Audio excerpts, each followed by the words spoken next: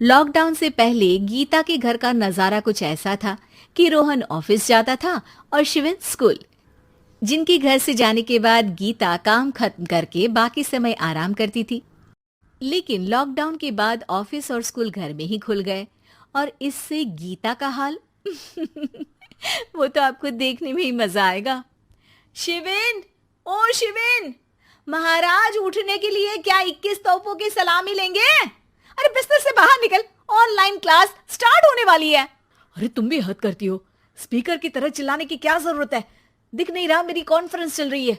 अब कैमरा और speaker on कर रहा हूं, मुझे कोई शोर नहीं चाहिए।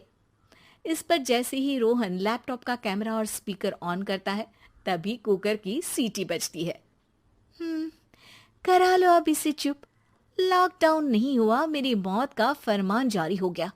दोनों बाप बेटे ने नाक में दम किया हुआ है। ऐसा बोलकर गीता वहां से शिविन के कमरे में पहुंच जाती है, जहां शिविन अभी भी सो रहा होता है।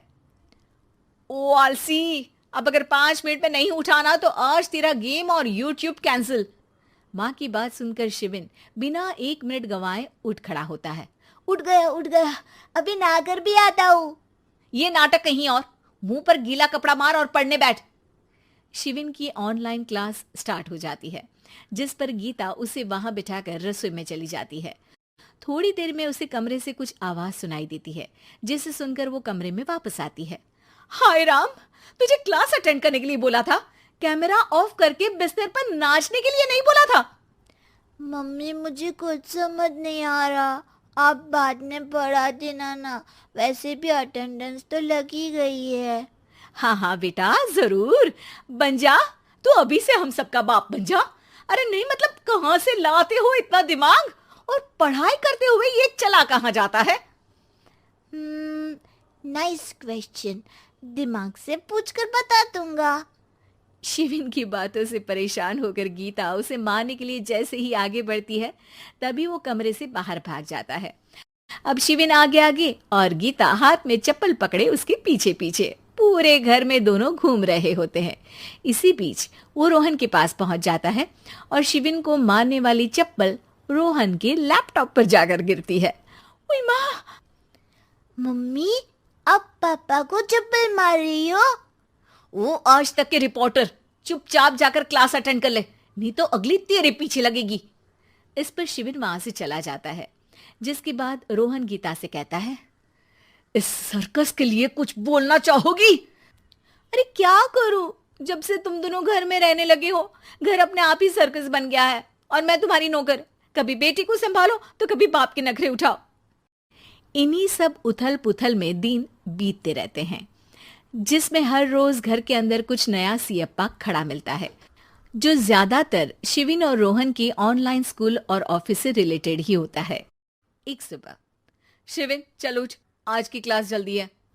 कैमरा ऑफ करके आप अटेंड कर लो। अरे ऐसे छित्तर पड़ेंगे, दादी नानी सब एक साथ याद आ जाएंगी। गीता की लाख मशक्कतों के बाद क्लास तो खत्म हो जाती है, लेकिन उसके बाद शिविन फोन इस्तेमाल करते हुए इंस्टाग्राम रील बनाने लगता है। रसोड़े में कौन था? तुम थी, मैं थी, कौन था? कौन था? हाँ, मैं गरीब हूँ। अरे ओ गरीब के बेटे, आजा, मैं बनाती हूँ तुझे गरीब। मैं बताती हूँ रसोड़े में कौन था।